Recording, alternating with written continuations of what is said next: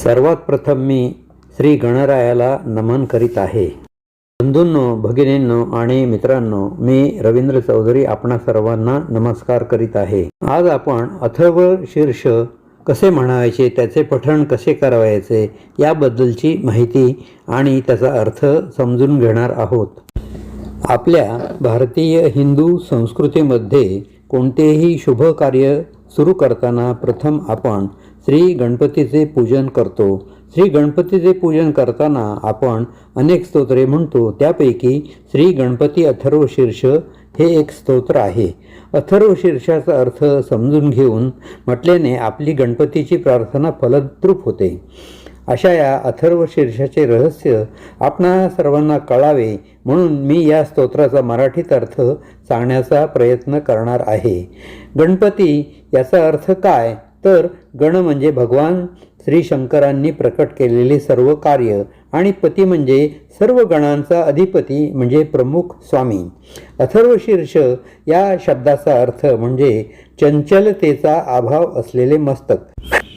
मस्तक म्हणजे आपल्या शरीराचा शिरोभाग, जेथून आपल्या शरीराला सर्व आज्ञा मिळताच आपले शरीर पूर्ण कार्य करू लागते. आपल्या मस्तकातूनच बुद्धी उत्पन्न होते. बुद्धीचा उपयोग जसा शरीराला होतो तसाच मन स्थिर आणि शांत करण्यालाही होतो. मन स्थिर झाले की मनुष्य आत्मानंदात रममाण होतो.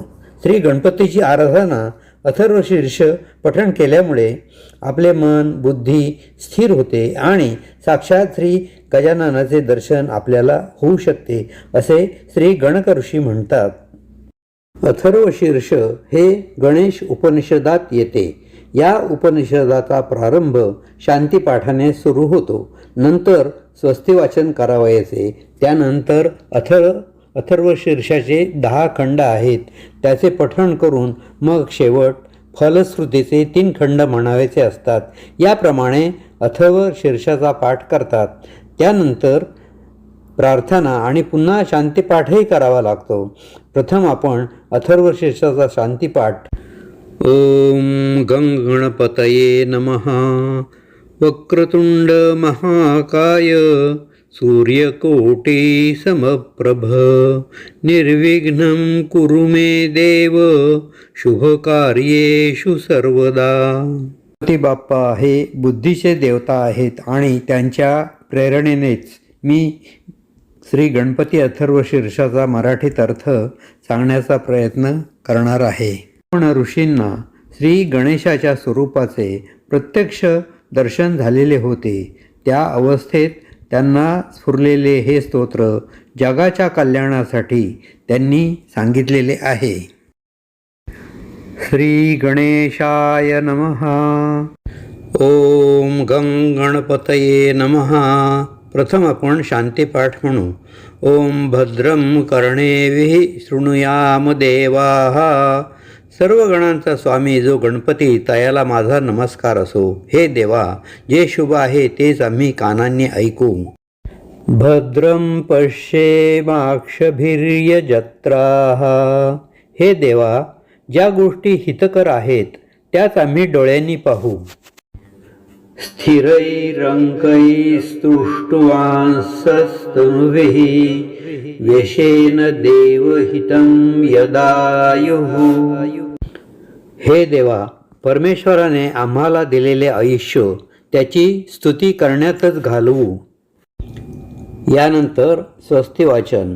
ओम स्वस्तिन इंद्रो वृद्धस्रवाः.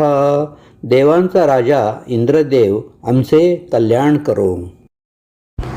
स्वस्तिन पूषा विश्ववेदाः. सर्व विश्वात धनसंपन्न असा हा पूषादेव आहे, तो आमचे कल्याण करो. स्वस्ति नस्ताक्षोर अरिष्टनेमीः. जो अरिष्टनेमी पक्षीराज गरुड आहे तो आमचे रक्षण करो. स्वस्ति नो बृहस्पतिर्दधातु. वाणीचा देव जो बृहस्पती आहे तो आम्हाला कल्याणप्रद होवो. ओम शांती शांती शांती. आता यानंतर श्री गणेश अथर्व शीर्षाचा प्रत्येक ओळीचा मराठीत अर्थ मी सांगणार आहे. अथ श्री गणेश अथर्व शीर्ष व्याख्यास्याम अधिदैवतखंड 1. ओम नमस्ते गणपतये. हे देवगणांचा स्वामी गणेशा, मी तुम्हाला नमस्कार करतो. त्वमेव प्रत्यक्षं तत्त्वमसि. हे गणेशा, ज्याला ब्रह्मतत्व म्हणतात ते तूच आहेस. त्वमेव केवलं कर्तासि. हे गणेशा, तूच सकलांचा आणि सृष्टीचा निर्माण करता आहेस. त्वमेव केवलं धर्तासि.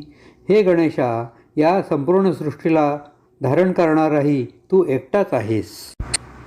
त्वमेव केवलं हर्तासि. हे गणेशा, संपूर्ण सृष्टीचा संहार करणारा तूच एकटा आहेस. त्वमेव सर्वं खल्विदं ब्रह्मासि. हे गणेशा, श्रुतींनी म्हणजे वेदांनी ज्याला संपूर्ण चराचर व्यापणारे ब्रह्म म्हटले आहे तेही तूच आहेस. त्वं साक्षात आत्मासि नित्यं. हे गणेशा, तूच सर्व जीवांच्या ठिकाणी आत्मरूपाने नित्य वास करणारा आहेस. आता यानंतर स्वप्रतिज्ञात्मक खंड 2. ऋतं वच्मि सत्यं वच्मि. मी म्हणजे गणक ऋषी म्हणतात, जे यथार्थ आहे आणि जे त्रिकालाबाधित आहे तेच सत्य आहे आणि तेच मी बोलत आहे. आता यानंतर विघ्नरक्षणरूप खंड 3. अवत्वं माम अववक्तारं. हे गणेशा, तू माझे रक्षण कर. मी तुझ्या रूपाचे वर्णन करीत आहे, तू माझे रक्षण कर. अवस्रोतारं अवदातारं. तुझे नाव श्रवण करणाऱ्या माझं तू रक्षण कर. तुझी उपासना करून लोकांना दान देणाऱ्या माझं तू रक्षण कर. अवधातारं अवानुचानमवशिष्यं. तुझ्या उपासनेची साधनं उत्पन्न करणाऱ्या माझं तू रक्षण कर. गुरुजवळ सांगोपांग अध्ययन करणाऱ्या शिष्याचं म्हणजे माझं तू रक्षण कर. अवपश्चातात अवपुरस्तात. तुझी भक्ती, तुझी उपासना करताना अनेक विघ्ने जी पश्चिम दिशेकडून येतात त्यापासून माझं तू रक्षण कर. तसेच पूर्व दिशेकडून जी विघ्ने येतात त्यापासून तू माझं रक्षण कर. अवोत्तरातात अवदक्षिणातात. उत्तर दिशेकडून तू माझं रक्षण कर. दक्षिण दिशेकडून तू माझं रक्षण कर. अवचोर्ध्वातात अवाधरातात. उत्तर दिशा ही देवांची दिशा आहे. देवांचे चांगले गुण माझ्यात यावेत म्हणून तू माझे रक्षण कर.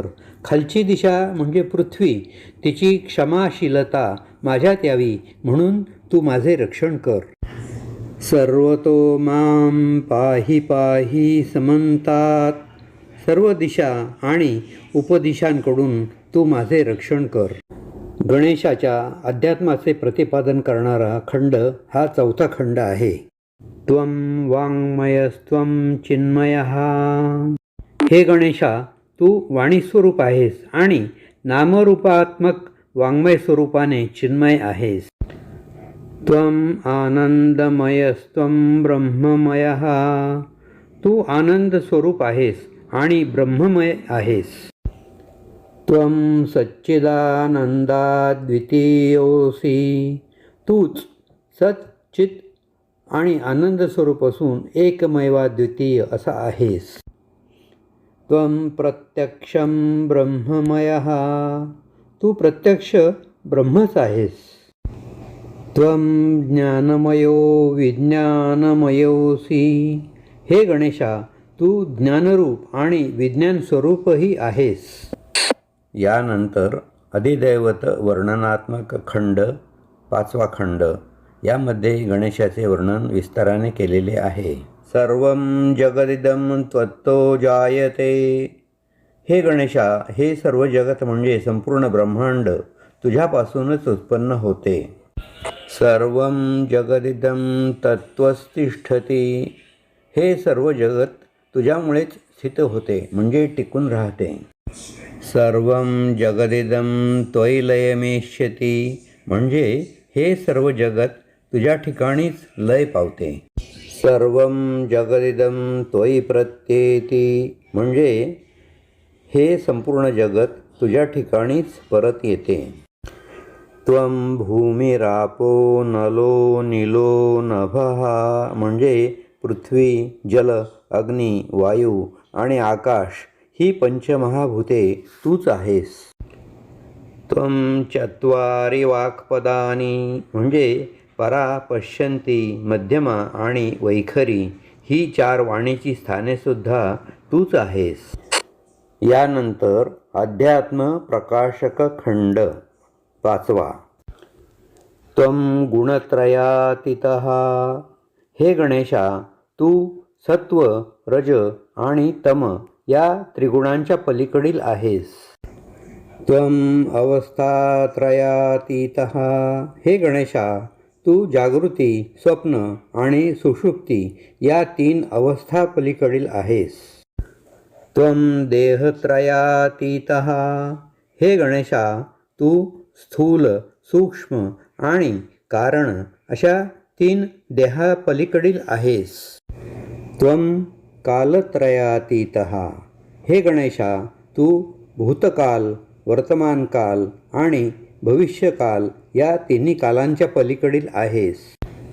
त्वं मूलाधार स्थितोऽसि नित्यं. हे गणेशा, तू शरीरातील मूलाधार नावाच्या चक्राच्या ठिकाणी नित्य स्थित असतोस. त्वं शक्तित्रयात्मकः. हे गणेशा, या जगताची उत्पत्ती, स्थिती आणि लय करणाऱ्या ज्या 3 शक्त्या आहेत त्या तूच आहेस. त्वां योगिनो ध्यायन्ति नित्यं. हे गणेशा, जीवनमुक्त योगी नित्य तुझे ध्यान करीत असतात. त्वं ब्रह्मा त्वं विष्णुस्त्वं. हे गणेशा, सृष्टीचा निर्माता श्री ब्रह्मदेव आणि सृष्टीचा पालनकर्ता श्री विष्णू तूच आहेस. रुद्रस्त्वं इंद्रस्त्वं अग्निस्त्वं. हे गणेशा, तूच सृष्टीसंहारक रुद्र आहेस. तूच त्रिभुवन ऐश्वर्याचा भोग घेणारा इंद्र आहेस. तूच यज्ञामध्ये हविर्द्रव्य ग्रहण करणारा अग्नी आहेस. वायुस्त्वं सूर्यस्त्वं चंद्रमास्त्वं. हे गणेशा, तूच सर्व जीवांना प्राण देणारा वायू आहेस. तूच सर्वांचा प्रकाशक सूर्य आहेस. तूच सर्व वनस्पतींना जीवन देणारा चंद्र आहेस. ब्रह्मभूर्भुवस्वरोम. हे गणेशा, तूच सर्व प्राणीमात्रातील जीवरूपी ब्रह्म आहेस. तूच पृथ्वी, अंतरिक्ष, स्वर्ग आणि ओंकार सर्व काही तूच आहेस. गणादिं पूर्वमुच्चार्य वर्णादिं तदनंतरम. गण या शब्दाचा पहिला वर्ण गकार हा प्रथम उच्चारावा. वर्ण म्हणजे अक्षरे, त्यातील पहिला वर्ण अकार हा गकारानंतर उच्चारावा. अनुस्वारः परतरः अर्धेंदुलसितम. त्याच्यापुढे अनुस्वार हा अर्धचक्रांकित आहे, त्याचा सानुनासिक उच्चार करावा. तारेण रुद्धम एतत् तव मनुस्वरूपम. तारा म्हणजे प्रणव, म्हणजे प्रथम प्रणव उच्चारून पुढे एकाक्षर मंत्र उच्चारावा. हे तुझ्या मंत्राचे स्वरूप आहे. गकारः पूर्वरूपम अकारो मध्यमरूपम. गकार हे या मंत्राचे पूर्वरूप म्हणजे पहिले अक्षर आहे आणि अकार हे मधले अक्षर आहे. अनुस्वारश्चान्त्यरूपम बिंदुरुत्तररूपम. शेवटचा वर्ण अनुस्वार आहे. अनुस्वारापुढे बिंदू अनुनासिक चिन्ह आहे. नादसंधानम संहिता संधी. भिन्न भिन्न वर्णाचे संधान म्हणजे एकीकरण करणारा नादासारखा स्वर असावा. या नादप्रेरित वर्णाचा संधी संमेलन संहितारूप याप्रमाणे उच्चार करावा. सैषा गणेश विद्या गणक ऋषी. अशा प्रकारे उच्चारलेला मंत्र म्हणजे गणेश विद्या आहे, म्हणजेच गणेशाची प्राप्ती करून देणारा मंत्र आहे. या मंत्राचा गणक हा ऋषी आहे. निश्रुत गायत्री छंद हा गणपतिर्देवता. निश्रुत गायत्री हा छंद आहे आणि गणपती ही या मंत्राची देवता आहे. ओम गं गणपतये नमः. ओम गं हेच ते मंत्रस्वरूप आहे. या मंत्राचा जप करून झाल्यावर शेवटी गणपतये नमः असे म्हणून गणपतीला नमस्कार करावा. आता यानंतर श्री गणेश गायत्री मंत्र खंड 7 सुरू होतो. या गणेश गायत्री मंत्रखंडात श्री गणक ऋषी म्हणतात, एकदंताय विद्महे वक्रतुंडाय धीमहि तन्नो दंती प्रचोदयात्. म्हणजे आम्ही एकदंताला म्हणजे गणेशाला जाणतो आणि त्या वक्रतुंडाचे ध्यानही करतो. असा हा एकदंती गणपती आम्हाला आपल्या भक्तीची प्रेरणा देवो. हाच तो गणेश गायत्री मंत्र जो गणक ऋषींनी आपणा सर्वांना श्री गणपतीच्या उपासनेसाठी दिलेला आहे. आता यानंतर ध्यानात्मक खंड 9. या खंडात ध्यानाकरिता श्री गणपतीची मूर्ती कशी असावी याबद्दल गणक ऋषी सांगतात. एकदंतं चतुर्हस्तं पाशं अंकुशधारिणं. गणेशमूर्ती कशी असावी तर ज्याला एकच उजवा दात आहे, ज्याला 4 हात असून त्यामध्ये वरील उजव्या हातात पाश आणि वरील डाव्या हातात अंकुश धारण केलेला अशी मूर्ती असावी. रदं च वरदं हस्तैर्बिभ्राणं मूषकध्वजं. खालील डाव्या हातात हत्तीचा दात आणि उजव्या हातात वरदमुद्रा धारण केलेली मूर्ती असावी. रक्तं लंबोदरं शूर्पकर्णकं रक्तवाससं. मूर्ती रक्तवर्णाची, मोठे उदर असलेली, सुपासारखे मोठे कान असलेली आणि ज्याने लाल वस्त्रे परिधान केलेली आहेत अशी असावी. रक्तगंधानुलिप्तांगं रक्तपुष्पै सुपूजितं. रक्तचंदनाची उटी ज्याच्या अंगाला लावलेली आहे आणि तांबड्या फुलांनी ज्याची पूजा केलेली आहे अशी मूर्ती असावी. भक्तानुकंपिनं देवं जगत्कारण अच्युतं. आपल्या भक्तांवर निरंतर कृपा करणारा आणि आपल्या लीलेने जगताची उत्पत्ती करणारा अविनाशी असे मूर्तीचे ध्यान असावे. आविर्भूतंच सृष्ट्यादौ प्रकृते पुरुषात् परम. सृष्टी उत्पन्न होण्यापूर्वीच प्रकट झालेला आणि प्रकृती आणि पुरुष यांच्याही पलीकडे असणारा परमपुरुष. एवं ध्यायेति यो नित्यं स योगी योगिनां वरः. अशा प्रकारच्या गणपतीचे जो निरंतर ध्यान करतो तो सर्व योग्यांमध्ये श्रेष्ठ योगी होय. यानंतर स्तुती प्रतिपादक खंड 10. या खंडामध्ये गणक ऋषींनी श्री गणपतीचे वंदन आणि त्यांची स्तुती केलेली आहे. नमो व्रातपतये नमो गणपतये. देवांच्या समुदायाचा जो स्वामी गणपती त्याला मी नमस्कार करतो. गणांचा जो अधिपती आहे त्याला मी नमस्कार करतो. नमः प्रमथपतये. शंकरांचे जे सेवक प्रथम गण आहेत त्यांच्या अधिपतीला मी नमस्कार करतो. नमस्ते अस्तु लंबोदरायैकदंताय. गणपतीला आपण लंबोदर म्हणतो आणि ज्याला एकच दात आहे अशा लंबोदराला मी नमस्कार करतो. विघ्ननाशिने शिवसुताय.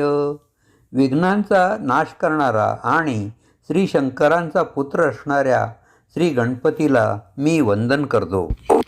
श्री वरदमूर्तये नमो नमः. अशी श्री गणपतीची वरदमूर्ती म्हणजे वरदान देणारी मूर्ती आहे. त्या श्री गणपतीला मी पुन्हा पुन्हा नमस्कार करतो. अशा प्रकारे श्री गणक ऋषींनी सांगितलेले अथर्वशीर्ष पूर्ण झाले. यानंतर गणक ऋषींनी फलश्रुती सांगितली आहे, ती आपण पुढच्या व्हिडिओमध्ये पाहू. श्री गणपती बाप्पांच्या आशीर्वादाने मी अथर्वशीर्षाचा मराठीत अर्थ सांगण्याचा प्रयत्न केलेला आहे. तो आपणास आवडेल अशी मी अपेक्षा करतो. काही चूक झाल्यास जरूर माझ्याशी संपर्क साधा. मी रवींद्र चौधरी आपणास नम्र विनंती करतो की आपण माझ्या व्हिडिओला लाईक करा, शेअर करा, सबस्क्राईब करा. धन्यवाद धन्यवाद धन्यवाद.